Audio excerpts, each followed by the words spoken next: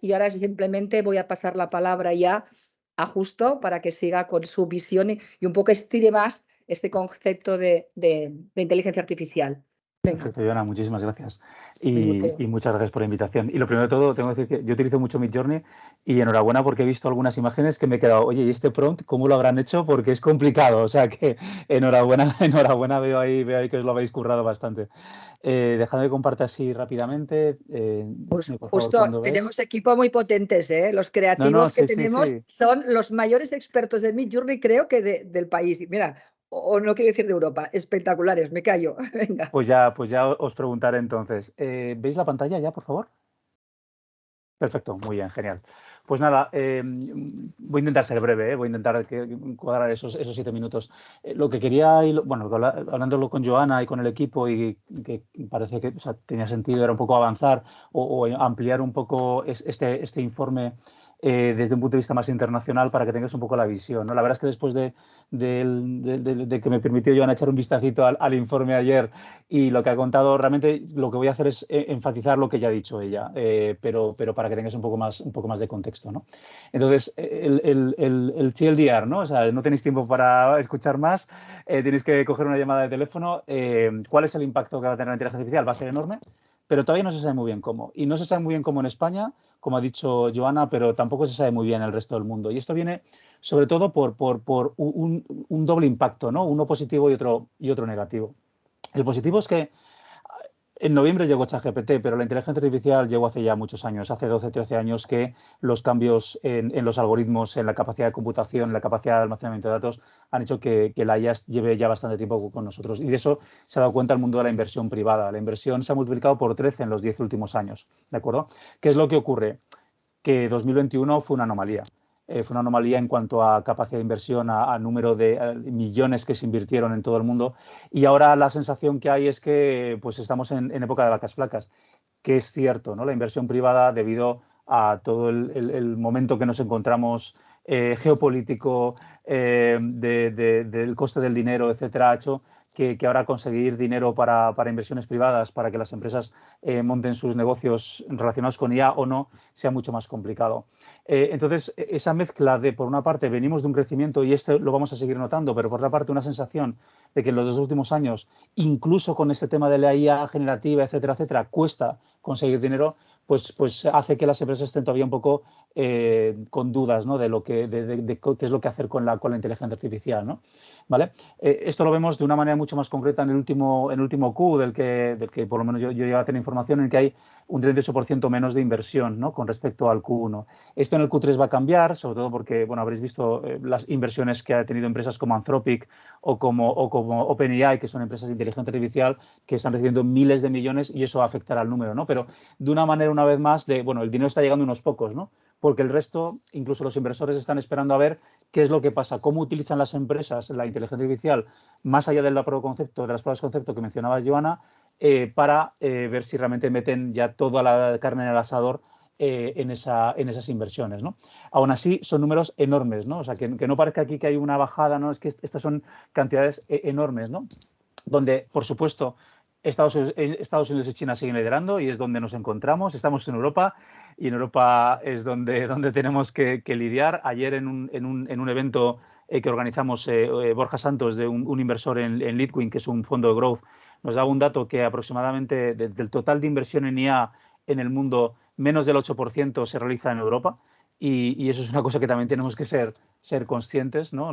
Y ahí seguimos teniendo que seguir mostrando el valor a partir de lo que podamos hacer como área de generación de aplicaciones de IA, ¿no? Porque quizá los modelos de lenguaje pues ahora mismo lo están haciendo, los modelos fundacionales, los GPTs y este tipo de cosas se están haciendo desde Estados Unidos y desde China, ¿no? Con algunas honrosas excepciones, pero hay que seguir trabajando ahí, ¿no? Porque yo creo que hay una oportunidad muy interesante, ¿no?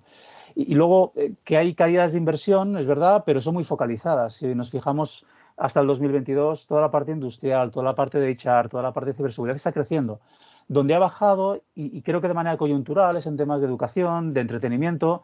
Y digo de manera coyuntural porque si leemos la prensa vemos que, por ejemplo, toda la huelga de guionistas y de actores en Estados Unidos, ¿no?, ha venido por el tema de IA, ¿no? Y eso significa que en cuanto eso se gestione adecuadamente, volverá a haber una inversión en qué es lo que se puede hacer con esa parte. Si habéis visto el vídeo de ayer del Lex Fridman con Mark Zuckerberg en el metaverso, o sea, toda la parte de metaverso que utiliza IA, o sea, para mí el metaverso es una IA con lacito, va a crecer, va a crecer. Si no habéis podido echar un vistazo al vídeo de Zuckerberg y Friedman, es el metaverso a un nuevo nivel, ¿no? Es bastante impresionante, ¿no? Y ahí la parte de entretenimiento va a ser bastante potente. El número de empresas de IA sigue en crecimiento, como os decía, con un pequeño bajón en de 2022 a 2021, pero sigue habiendo, ¿no? La duda es ahora quién se considera empresa de IA.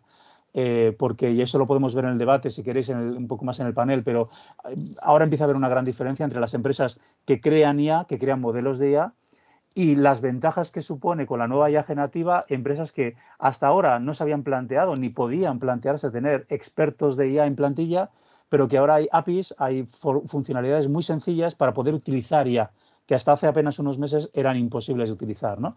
Y eso significa que hay muchas empresas que ahora mismo pueden probar la IA de una manera mucho más barata, ¿no? Y eso se ve en el día a día, ¿no? Dealroom, que es un servicio que da información sobre cuáles son las startups que están en el mercado, que tienen inversión, etcétera.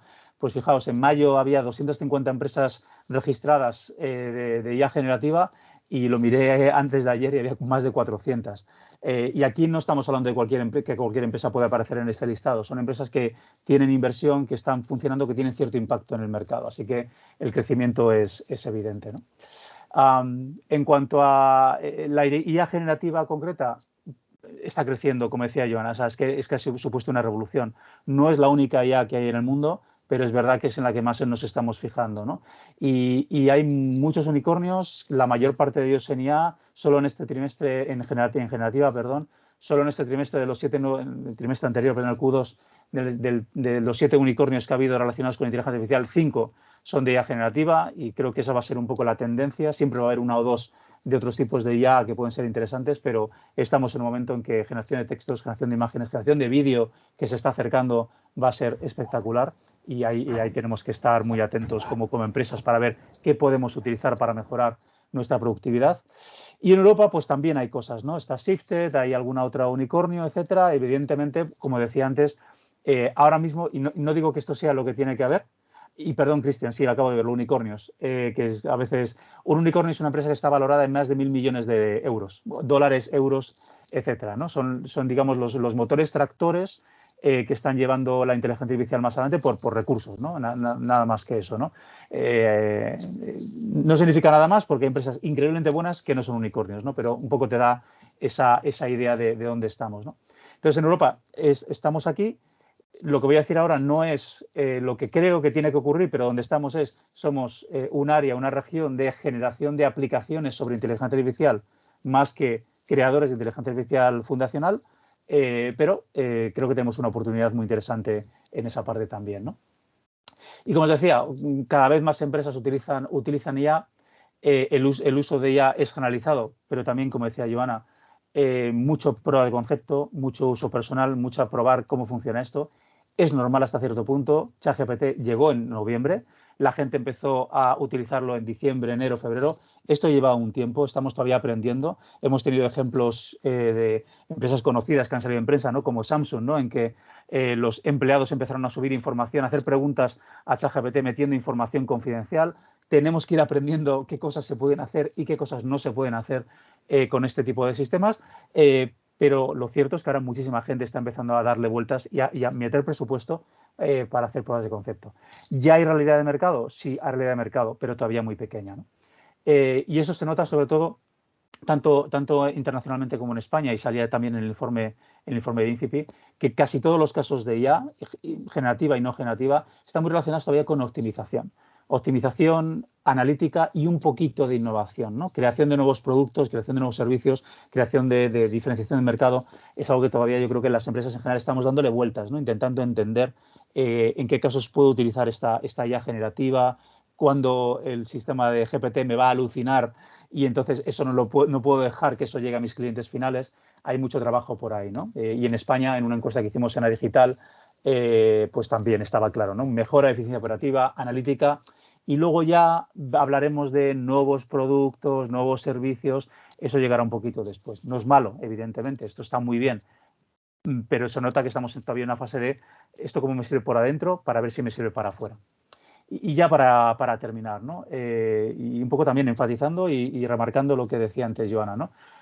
Proyectos IA, sí, muchas empresas están utilizando IA, pero sobre todo en una unidad de negocio que está siendo un poco la bandera, que puede ser recursos humanos, puede ser marketing, puede ser tecnología, teniendo en cuenta, y eso podemos mencionarlo un poco más, si queréis, en el debate, Joana, el tema de la regulación, que hace que le demos muchas vueltas a cómo va a afectar el uso de la IA en la regulación que viene en la Unión Europea. Y con un uso y un impacto desigual, que este es del informe de INCIPI, ¿no? Resumiendo lo que decía Joana, ¿no?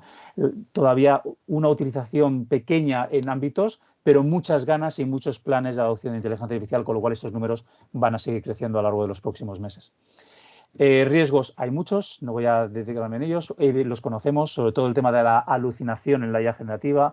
Estos sistemas no responden lo que queremos, responden lo que perciben que tienen que responder. Entonces, todo el tema de falta de accuracy, falta de fiabilidad es muy relevante. Pero luego hay temas de ciberseguridad, propiedad intelectual, compliance regulatorio. ¿Hay respuesta a esto? No, es donde estamos ahora mismo. Entonces, las empresas lo que tienen que hacer es seguir probando, seguir experimentando, seguir lanzando, porque eso es lo que nos va a ayudar también a que la parte regulatoria, la parte de ciberseguridad avance, ¿no? Y en España se perciben esos desafíos igualmente, ¿no? Con un poco de, oye, pues falta recursos, no tenemos una estrategia clara, nos faltan conocimientos técnicos, todo eso ya lo ha mencionado Joana, porque creo que es donde tenemos que trabajar. Nos queda un poquito, por tanto, para llegar a este trabajo, ¿no? hasta este futuro de trabajar junto con las máquinas, no como esclavos, sino colaborando. Pero creo que estamos en el camino más adecuado. Y con esto, pues muchísimas gracias. Perdón por la rapidez, pero es que Joana lo ha enfocado todo muy bien. Entonces, es solo enfatizar todo aquello que el informe INCIPE ya había recogido. Muchas gracias. Mil gracias, Justo. Es importantísima esa visión, ese statu quo, porque vamos a seguir y todo esto tan rápido que necesitamos ir contrastando siempre, ¿no? Lo que vemos y ese engarce con A Digital y con Europa nos va a ayudar a avanzar, ¿no? Porque hemos de ver que no sabemos cómo, pero que está cambiando y por lo tanto lo que tenemos que hacer es probar. Entonces, bueno, gracias, Justo.